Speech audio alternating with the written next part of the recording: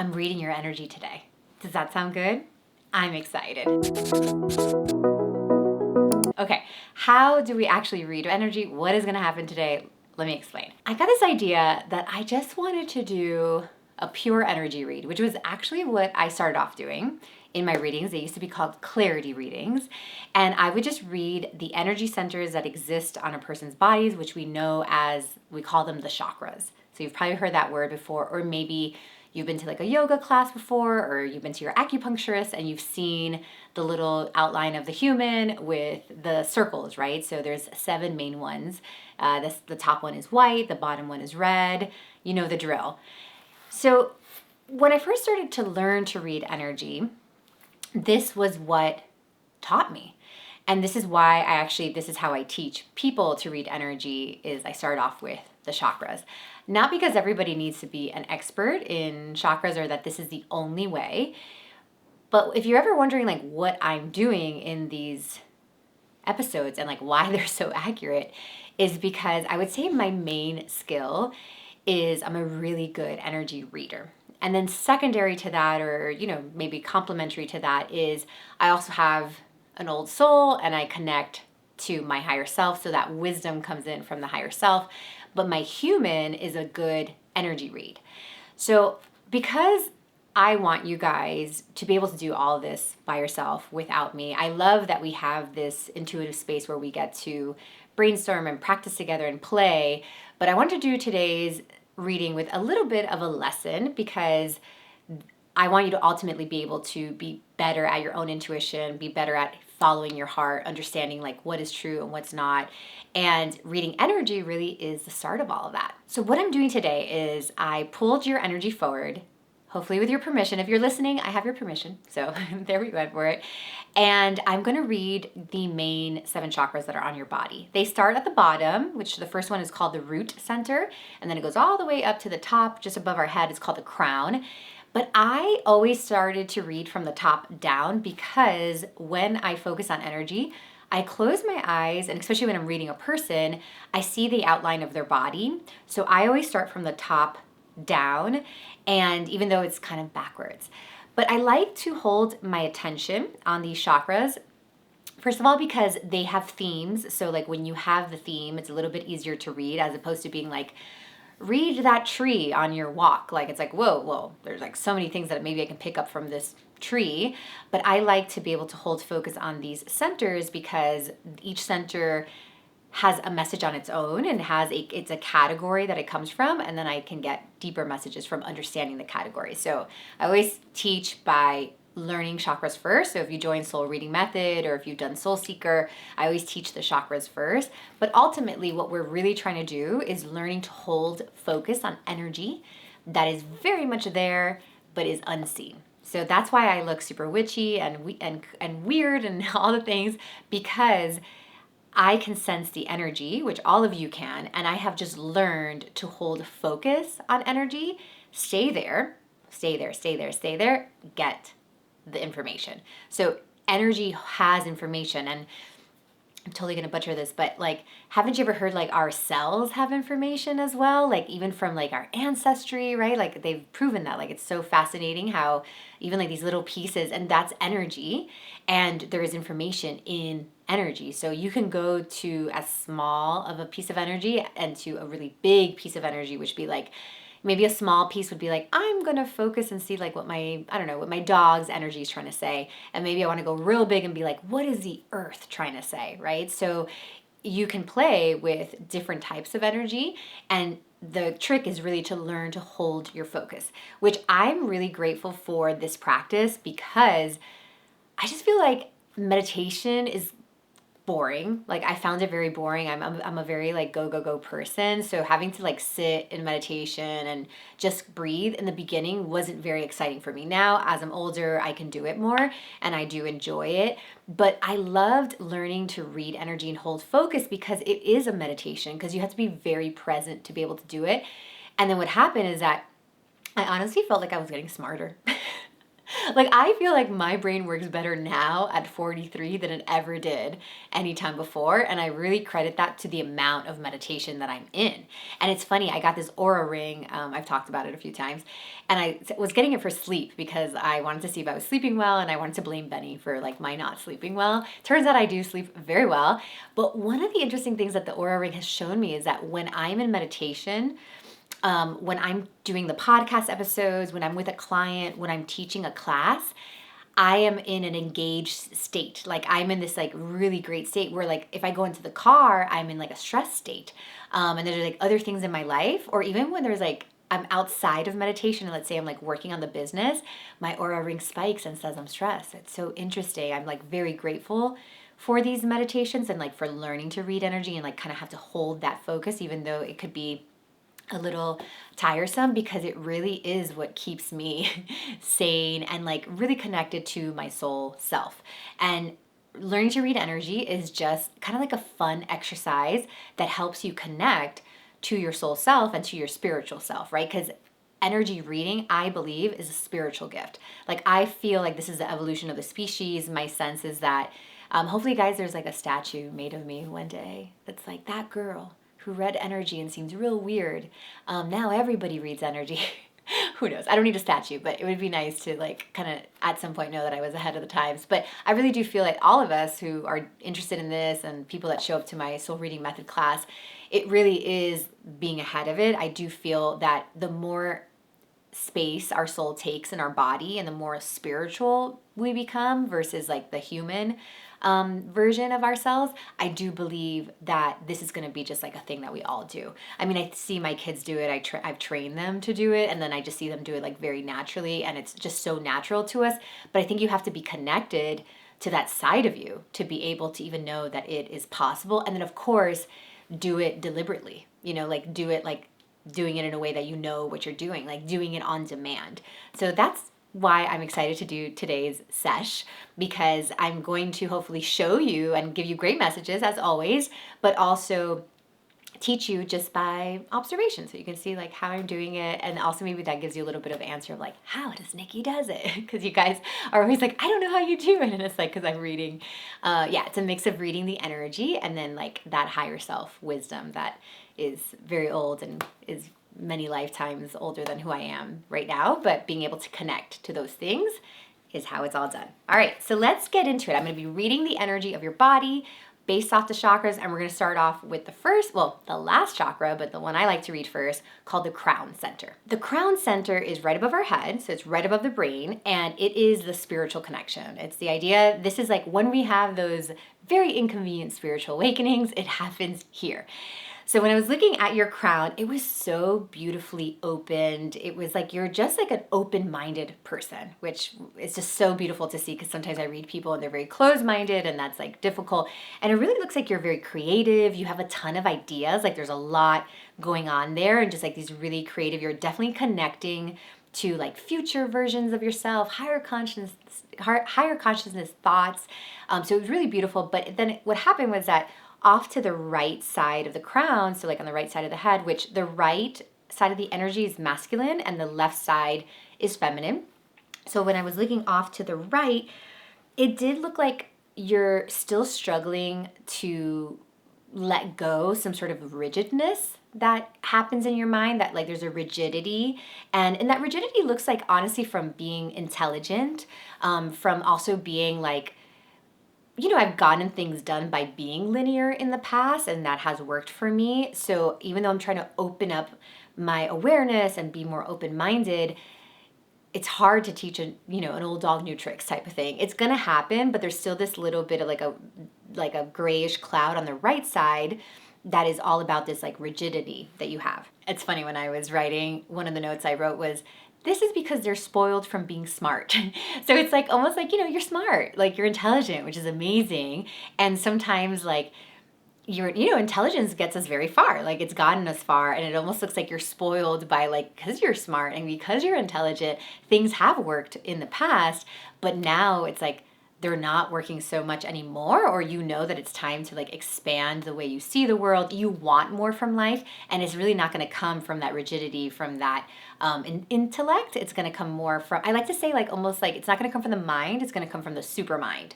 And that is like what the crown really does. It helps you connect to higher consciousness than not just like the the animalistic mind that we have, that that is obviously part of being human. You have the ability to connect to other parts of you, and you're doing that, but still not not without this little rigidity there on the side from being smart. So a few heals for that, or some help for that, I saw that you could actually sit in meditation and focus on your breath, and it almost looks like the rigidity will break as you breathe into it. So I don't know if you've ever had like a pain in your body and decide that you're going to like focus on that pain, and you're just like, I'm going to breathe into the pain, and almost like it starts to disintegrate a little bit.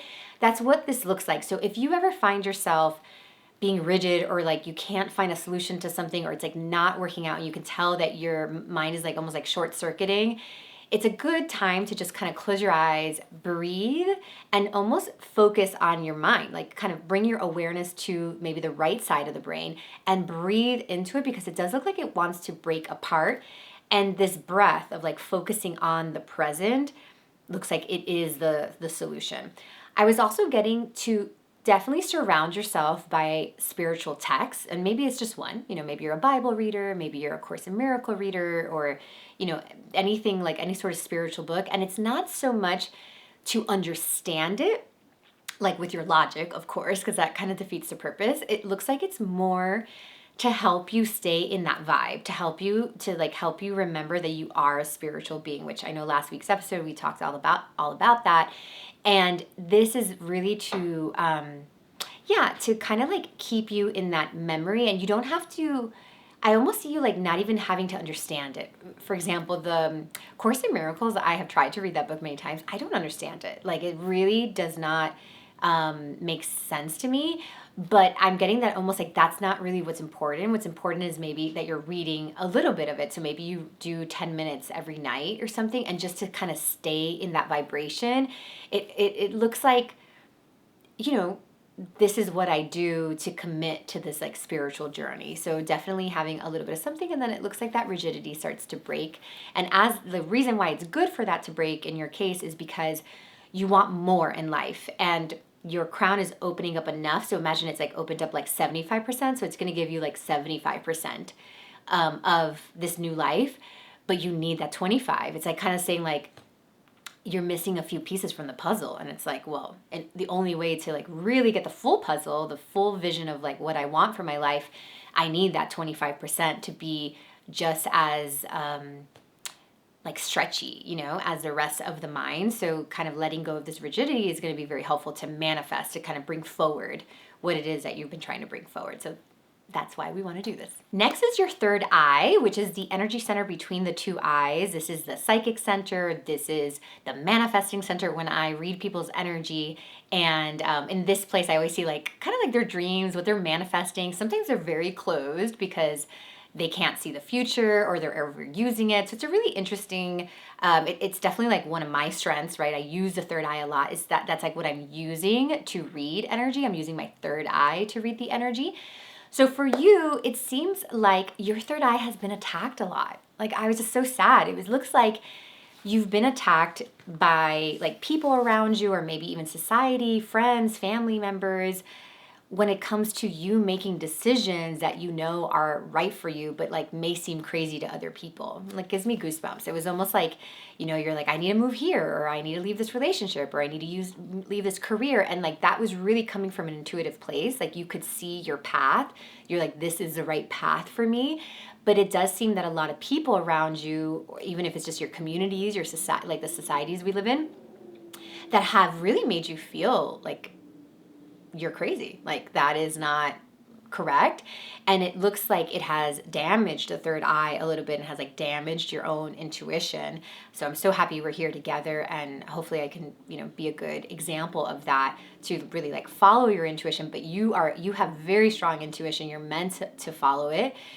You do know what is true for you. It just looks like it's been hurt a little bit, and that's totally normal. Like I was seeing like arrows in it, you know? And that for some of us who are listening could even go deeper. It could also be that some of us were witches in a past life and we were murdered for like our psychic abilities and all that kind of stuff. So it's hard and it's scary to open those psychic abilities again, but it felt very feminine. Like, you know, when you call like a girl crazy for wanting something, like that was the vibe. It was like, you're crazy for living life that way. You're crazy for leaving that job. You're crazy. And it almost looks like you're trying to repair that, because although you can't help but follow what you know is true for you, it doesn't look like you can follow it with like the true confidence and trust that you would like to, because you are doubting some of your intuition. And it seems like you might have even followed your intuition or what you thought was intuition. And because it turned out different than what you thought, now you're like, do I even know what I'm doing? So there's a repair that's trying to happen. And there's a kind of like almost like an understanding of it. And I would say that if you followed it and it didn't work out the way you wanted to, the word I'm getting is maturity. So it feels like you're maturing your understanding of what intuition is. You're maturing the gift. You're even like maturing how it's supposed to be used, right? So I can use my intuition, I don't know, to like try to psychically predict lottery numbers. Like I probably could, but I honor the gift so much that like I would never use it for that. I don't really use it for predictions. That's not like, I'm not going to sit down at a little store and have people like just ask me a bunch of questions. The reason why my intuition gets stronger is because I value it and I don't try to force certain things on it. I understand what it's for and like what it's not for. I could force it to be other things, but I find that it's not worth that. So maybe I might want to force it to look into my future, and I might be like, but no, like that's not what it wants to show me right now. It's trying to, it wants me to read the energy of this. It wants me to understand the difference between my current energy and my future self energy. Like that's a better use of my intuition than actually like trying to predict my future. Does that make sense? So because of that, and listen, I was immature about intuition as well. When I first started, I literally went to my first psychic because I never wanted to make a mistake again. Like I thought that if I could get good at my intuition, I could be perfect. That was literally my plan. I was like, I'll never get dumped again. I'll never get made fun of again. I'll I'll make a lot of money. Like I'll figure out what I need to do because I'm going to make like the most perfect steps. And that was an immature way of understanding this beautiful gift, this spiritual gift that we all have and that we've been placed on this earth with. So some of you, like that's the meaning of it, and there's like a maturity into that, and stick around with me and you'll mature into that. But that's the vibe. But it is super strong. You should be proud of it, and you should be aware of the times you've been attacked, and to see how you can regain that confidence and that trust, and to really like love on yourself, because you are a very gifted person. The next center I'm looking at is the throat, which is this blue center within the throat. And I could not help, I was trying to look at your throat and all I could see was your shoulders. And it was like there was so much weight on your shoulders. And I was getting that like you wanted to express yourself and you wanted to be authentic. So the throat is really, of course it's about expression, but truly it's about authenticity. It's about being like a true expression of ourselves. And, true expression doesn't mean nice, doesn't mean polite, it doesn't even mean right. It just means a true expression of ourselves. And it seems like I have to like swallow my saliva, because it almost seems like you're so afraid to be your authentic self. And a lot of this is because of cancel culture, actually. I was like getting that. I was like, oh, it's kind of a hard time to almost like be an adult, because we're in this like world where we're trying to, prove things to be right or wrong. Like we're so somehow believing that there's a right and a wrong to everything. So because we're so dying for a right and a wrong, we've put pressure on each other to be like, oh, she's right or she's wrong. And that pressure, as sensitive people, we've absorbed it and been like, well, I guess I'm just not going to say anything because I really do not want to be told that I'm wrong. And your energy is really asking you to understand that it is not about being right. It's about being authentic. the North Star of the throat is about being authentic, not right. And what's so fascinating about the throat is that the throat is probably like one of the energy centers that creates our reality more than any of the other ones. Because the throat is almost like it is both like energetic, it's not physical, like the way that, we're expressing. Like when I use words, it's not physical, but it is physical enough to create things, which is so interesting. So it is not action like me moving my body and, physically writing an email, let's say, but it is also not me just thinking about it in my head. It is actually it's taking the energy that's in our body and speaking it, and the words actually create our reality. So that's why the throat is so powerful. And the throat, interesting enough, seems like it is a center that for many, many generations has been misused. So because we are the people that are really working through our lineages, the throat is something that we're learning about that like we haven't figured out yet. And it seems like something like cancel culture was an overcorrection to all the hurt we have felt in the past through words. But it was like too much of like one side of the pendulum, and now we're trying to find the center, and it really looks like women are going to be the lead to that. So if you feel a little bit weird about expressing yourself and being authentic, like you're supposed to feel weird, like we're all figuring it out, because nobody, unless you're, from a very like advanced lineage, probably very few people in your lineage have even been able to express clearly and be authentic. So we are like new to this, but it is very, very powerful. And it seems like that pressure on the shoulder is that we are aware of its power. It's kind of like holding a knife or holding a gun. Like we're aware what a knife could do. Like we're aware what a gun could do, right? So it's like this, there's like almost like a responsibility to what we're about to say. But instead, and that's really the balance, the balance is seeing how powerful it is and how much we can like value that. So some of us are disvaluing it, some of us are overvaluing it. And the idea is like coming into this center place where it's not about being right or wrong, it's about being authentic and true. Next up, we have the heart center, which is right in the middle of the chest, and it's a green center. And you guys, I could have stayed in your heart center all day. I got this like beautiful term that we are the brave hearts. I was like, if we have a team, that's our name, the brave hearts. I feel like we just like unlocked some merch, right? Like team shirts that say the brave hearts. And I just like melted, because you are so brave, but also very sensitive. And the world has made you feel very alone, it looks like, because you are brave and most people are not brave and most people are not following their hearts.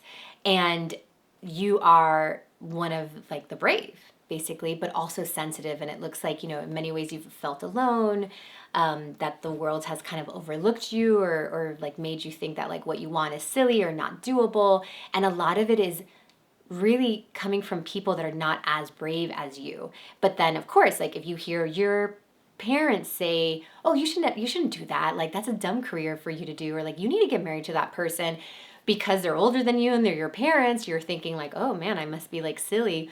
But the truth is all of that is coming from fear. Like they are not as brave as you. So there's really this opportunity to kind of see the strength in your heart. And yes, you are sensitive. That's never going to go away. A couple of days ago, I was like kind of paralyzed at night because I could feel the energy of the world. I know that sounds crazy, but I was like, oh gosh, like I could feel like people are just having a hard time with all this change that's happening. And oh, it's just like really uncomfortable. And I can't change that about myself. I know how to take care of myself when that happens. I'm aware it's happening. I know the next day I need to go for a hike and I need to clean my energy and I need to disconnect. I know I need to get off the media, whatever, all those things. But that's not going to take away from the fact that I am sensitive and I will always be sensitive. And that is a beautiful thing. Sensitivity is bravery and strength.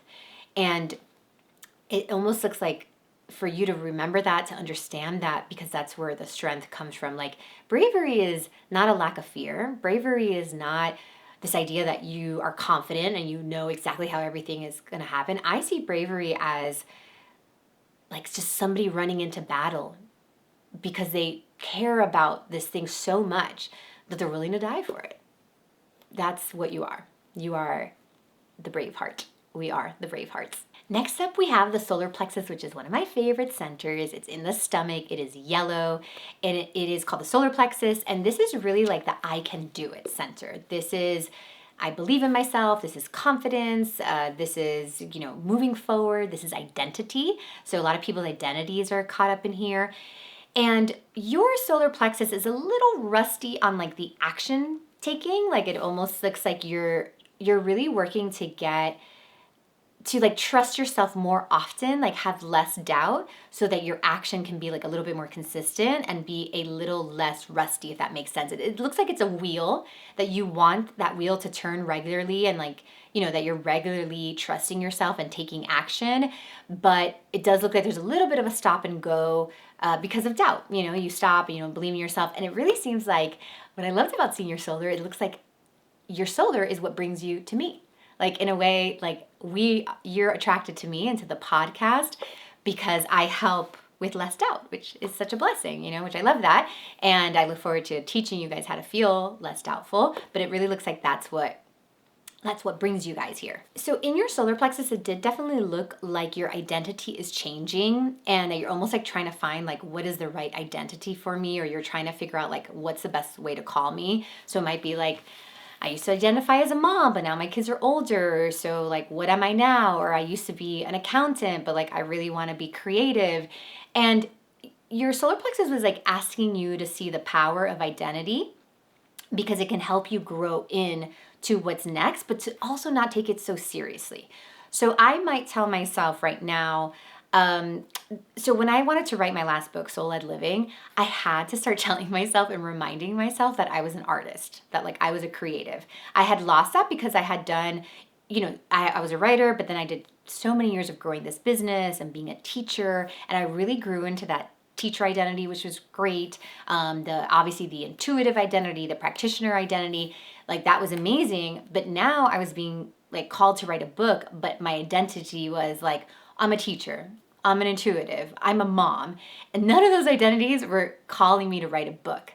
So I had to be like, okay, I am a writer, I am a creative, I'm a artist was very helpful at that time because the artist felt very true because I was like, even when I do readings, it's very artistic. When I teach, it's artistic. Like it felt very accurate.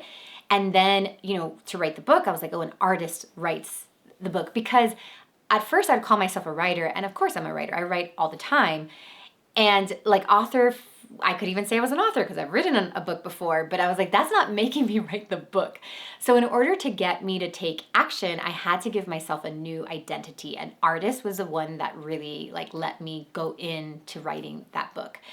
So your solar plexus is saying like, it's trying to introduce to you identities. It's saying like, you don't have to take them seriously. Like I don't have to walk around being like, oh, I am an artist, because then it just kind of becomes another cage that ultimately I'm going to grow out of. I need to know that I'm using an identity to be able to be good in like, and to live into that identity. So I might be like, I am a mom, I'm a mom, I'm a mom, to make sure I don't get up and leave my kids one day when it's freaking hard, So I'm like, I'm a mother, I'm a mother. And then what's interesting about identities too, is that sometimes what I think is a mother versus what you think is a mother can be very different. And like if your mother version can be very damaging. So you might be like, I can't call myself a mother. I'm going to call myself a guide because what I know as a mother is basically Cinderella. And like, I don't want to be Cinderella. So I'm going to start calling myself a guide to these children, right? Or I know that, why is it that when you're one way where you're in a boyfriend, girlfriend, and then you get married and all of a sudden you're a wife and these weird things come online because you're just living into wife or living into mother because that's what you've been taught. You're like, whoa, I didn't even want to do this.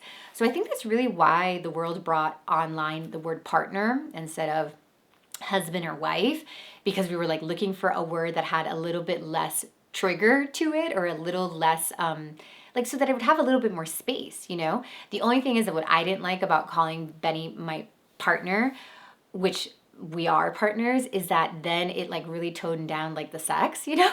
So I also call him my lover. So I'm like, I would like both. Like, I don't want to like partners. I mean, I could be partners with like Kat who works with me, right?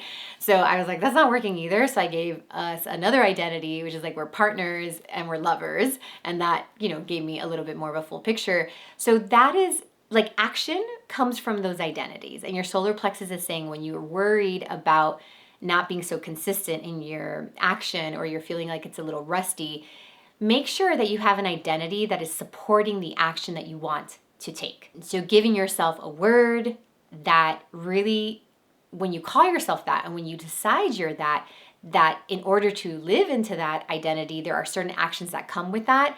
And the calling it that is actually what making you take those steps. So just make sure that you have that and you're good. You have a much stronger confidence than you think.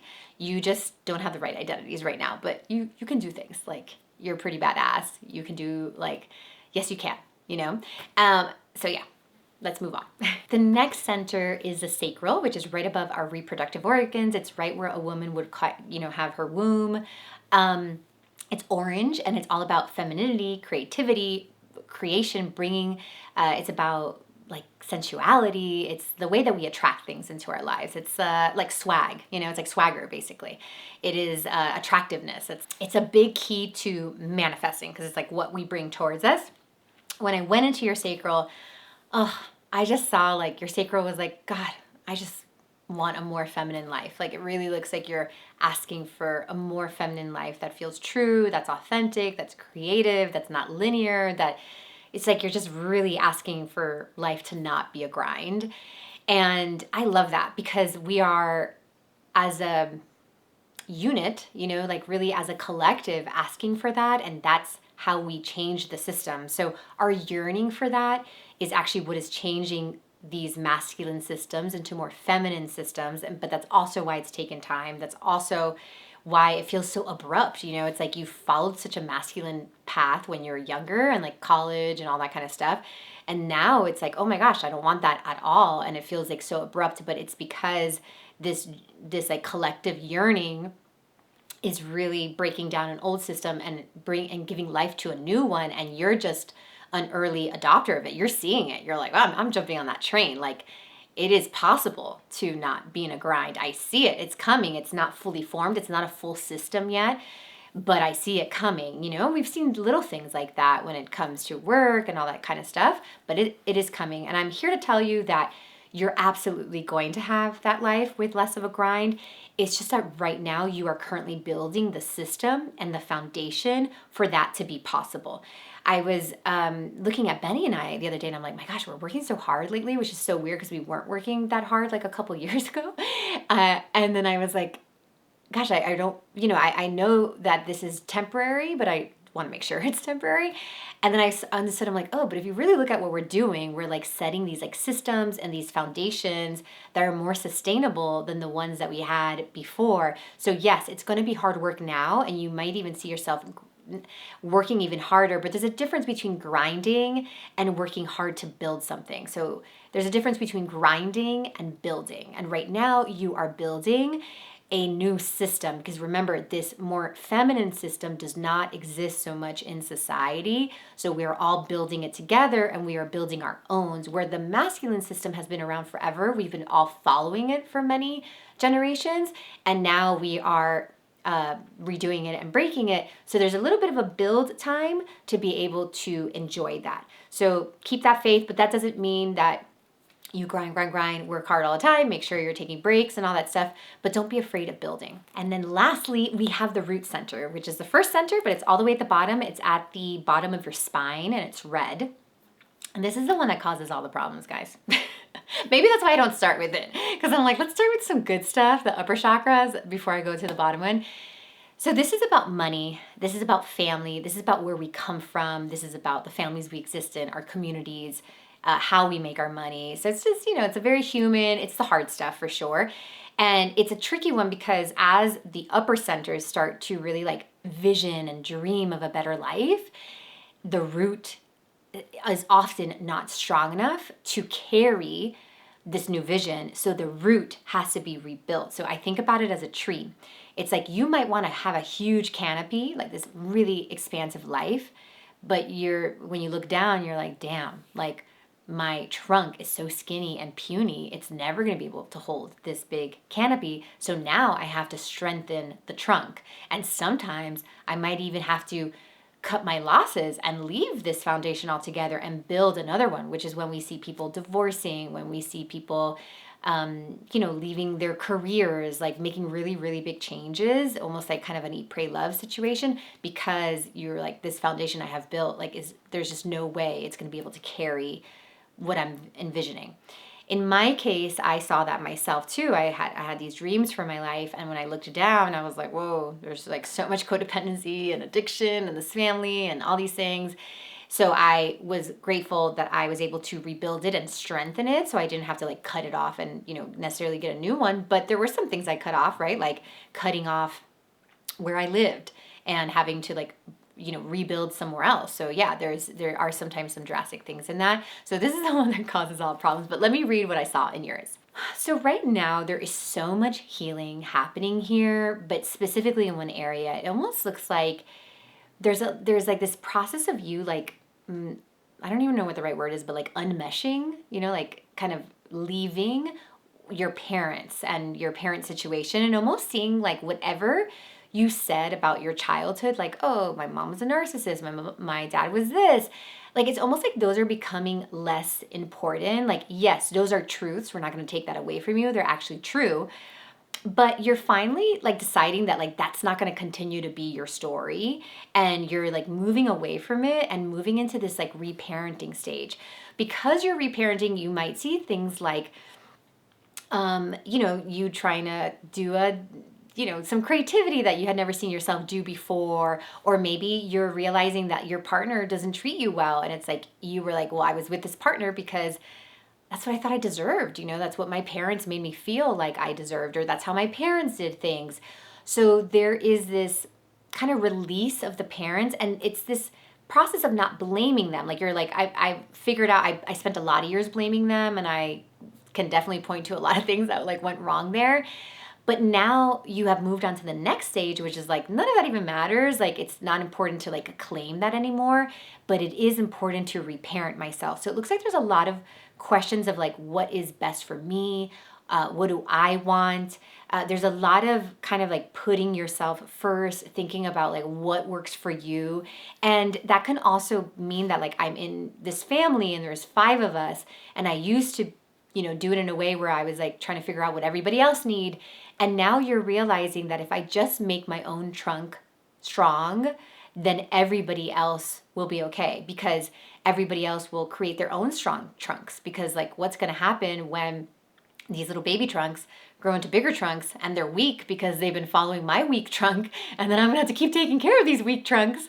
So it almost looks like you're figuring out that being at the center of your life is the strongest thing you can do for this root. And not only is it going to help you, obviously make the life that you're dreaming of, but it is going to help all those other trunks that are also around you. And of course we have our own trunk, and then we have like the trunk of like our family, like the root of the family. But I would say that it's always, we start off with our own root, and then we move into the overall energy of the family. Should we do a family read one day? Maybe not. Let's just keep it to ourselves, guys. Let's just like do our own thing, right? Like put ourselves first. So yeah, that's like, it looks like your root is doing a lot of reparenting.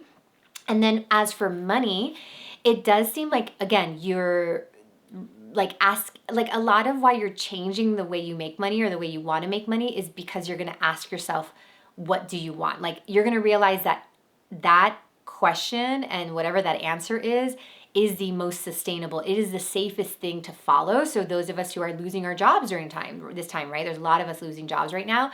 It almost looks like what is going to be most sustainable is what I really want. Like what is really true for me. And that is like, that's where the path is going. It's not so much about what I lost or anything. It's really taking a moment of reflecting to build from there. It also looks like there's an opportunity to be grateful for where your financial security comes from, because it almost looks like financial security is like that safe boyfriend that we're like hating on, you know? And it's like, no, it's good that there's these certain skills that we have that have kept us safe and they provide for us. So maybe being a nurse or, you know, whatever, the things that I studied, like me doing readings, like these are parts of my security, even though I might want more. There's still a place to like find the gratitude for the things that do give me financial security. It almost looks like you have to be able to hold the gratitude for what gives you financial security, because it's like almost your sugar daddy. It is daddy. We're going to call it daddy. Is what is like supporting and paying for where you're going. So to not hate on daddy because it's like causing, it's almost like, yeah, when you have a rich parent and you're like, oh, I feel so bad that I have a lot of money. It's like, no, like this is the way money's coming in right now. It's all good and it's providing for where you're going. I would never be one of those people that would complain about having a rich daddy. Maybe I would, I don't know. But anyways, like there's a place to like hold gratitude for this financial security and also know that you're rebuilding this route and it's going to be better and it's going to be based off what you want and like what works for you and really putting yourself first, but at the same time holding that gratitude because it's just going to make the process easier and faster. Okay, friends, that was my read. I hope you enjoyed it as much as I did. I hope that you received what you were meant to receive. Remember, your heart always knows the way. So really feel into what you're feeling right now in that heart space and going with that. I love you so much, and I will see you in the next episode.